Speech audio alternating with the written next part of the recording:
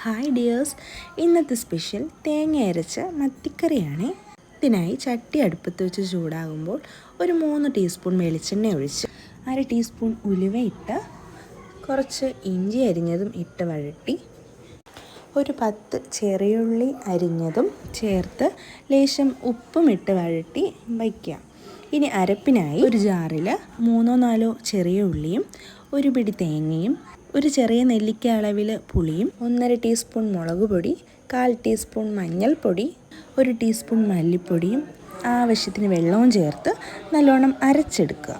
ഈ അരപ്പ് മീൻചട്ടിയിലേക്ക് ഒഴിച്ച് ആവശ്യത്തിന് വെള്ളവും ചേർത്ത് ഒരു മാങ്ങയുടെ പകുതി അരിഞ്ഞതും 2 പച്ചമുളകും 1 തക്കാളിയും 1 മുരിങ്ങയ്ക്കയും ഇതിലേക്ക് ചേർത്ത് ഒരു 5 മിനിറ്റോളം അടച്ചു വയ്ക്കുക.